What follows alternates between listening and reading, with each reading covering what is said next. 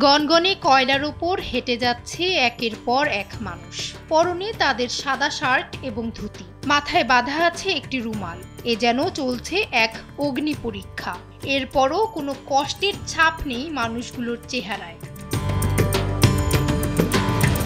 থাইল্যান্ডের ফুকেট এর জুই টুই মন্দিরের বার্ষিক নিরামিষ উৎসবের দৃশ্য এটি। এই উৎসবেই দেখা যায় শুদ্ধি লাভের জন্য একদল মানুষ জ্বলন্ত কয়লার উপর দৌড়াচ্ছেন। তারা মূলত তাও ধর্মে বিশ্বাসী মানুষ। এই ধর্মের উৎপত্তি এবং মূল কেন্দ্র প্রাচীন চীনে। তাও ধর্ম পালনকারীদের বিশ্বাস আগুন অপবিত্রতাকে দূর করে।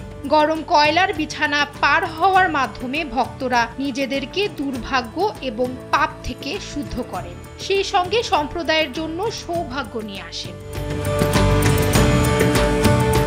নিরামিষ উৎসব, যা নবসম্রাট দেবতা উৎসব নামেও পরিচিত, এই উৎসব চীনা ক্যালেন্ডারের নবম চন্দ্র মাসে উদযাপিত হয়। চীনা বংশোদ্ভূত থাই লোকেরা আধ্যাত্মিক শুদ্ধি এবং সৌভাগ্যের জন্য 9 বা 10 দিন ধরে শুধুমাত্র নিরামিষ খাদ্য গ্রহণ করে। আর এই লম্বা সময়ের শেষের দিকে গিয়ে ভক্তরা গরম কয়লার ওপরে হেঁটে নিজেকে শুদ্ধ করেন।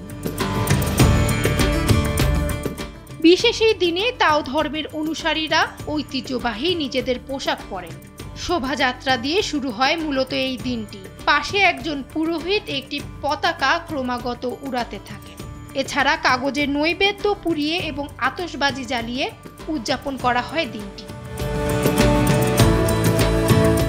এই ধর্মীয় রীতি চলাকালীন একটি কাপড়কে দুইজন ব্যক্তি দুই দিক থেকে অনবরত ঘোরাতে থাকে। ভক্তদের বিশ্বাস, কাপড়টি ঘোরানোর মাধ্যমে বাতাসের মধ্য দিয়ে অশুভ শক্তি বা অপবিত্রতা দূর হয়ে যায়। অগ্নিপথ চারণার এই উৎসব হলো বিশ্বাস ও বিশুদ্ধতার চূড়ান্ত পরীক্ষা। ভক্তরা বিশ্বাস করেন নবসম্রাট দেবতাদের সুরক্ষার কারণে তারা আগুনের এ তাপ থেকে রক্ষা পান। ফামিহা সুহরাওয়ার্দী, সময়ের আলো।